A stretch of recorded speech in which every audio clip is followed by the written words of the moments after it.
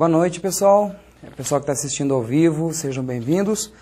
Vamos comentar a parte de informática na prova da Embratur, nível médio, mas lembrando que esses comentários extraoficial, esse gabarito é extraoficial, não é, portanto, objeto de recurso, tá bom? As questões estavam no nível bacana, não tinha umas questões... tinha algumas questões mais simples, outras questões mais difíceis, foram 4 questões na prova. Tá, ok? Nossa primeira questão, questão de número 18, fala quanto ao sistema operacional Windows 7, tá bom? Fala o seguinte, quanto ao sistema operacional Windows 7, assinale a alternativa cujo termo refere-se ao método usado para prevenir o uso de software não licenciado, bem como sua utilização em mais computadores, que é permitido pelos termos de licença da Microsoft. Então, no caso, a alternativa que deveria ser marcada, aquela que indica corretamente a afirmação, seria a letra A, a ativação do Windows, né?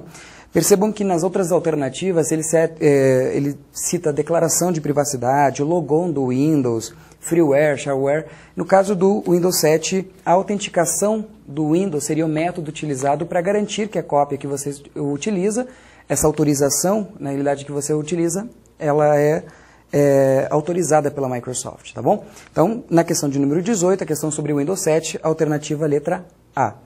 Agora, na questão 19, uma questão interessante, falando um pouco mais relativos a aplicativos maliciosos, né?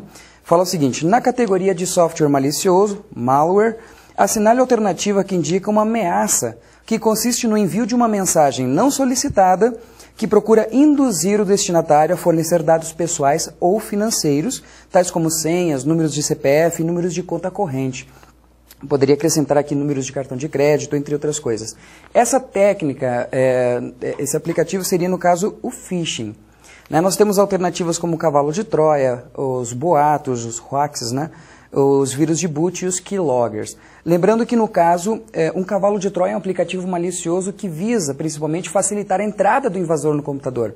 Ele pode realizar esse roubo de informações, mas o phishing, no caso, é a técnica que visa obter dados. Você recebe por e-mail uma mensagem, seria o e-mail isca, né? E no caso, phishing vem do termo pescaria, então, caso você aceite aquela mensagem de correio eletrônico, essa mensagem não solicitada, você pode ser induzido primeiramente direcionado para um site falso e, por sua vez, lá fornecer seus dados pessoais. Tá? Então, essa técnica que foi aplicada, que visa roubar dados pessoais de um usuário de maneira enganosa via web, seria, no caso, phishing. Né? Ele cita o Keylogger também, que é um aplicativo que tem como objetivo roubar dados do usuário. Mas são dados que foram digitados pelo usuário, quer dizer, eles também poderiam extrair esses dados. Mas o que melhor descreve a alternativa que indica perfeitamente o que foi citado na questão seria a letra B, phishing. Ok? Agora, na questão de Word 2007, ele fala o seguinte, o Word 2007 possibilita o trabalho colaborativo com controle eficiente das alterações e dos comentários feitos por um conjunto de pessoas em um documento Word.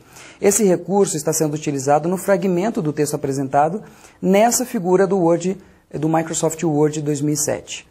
A versão em português, e que pode ser controlado a partir da barra de ferramentas com a seleção da guia revisão, letra E, a que deveria ser marcada como alternativa que indica perfeitamente esse controle de alterações conforme indicado em um trecho da figura. Né?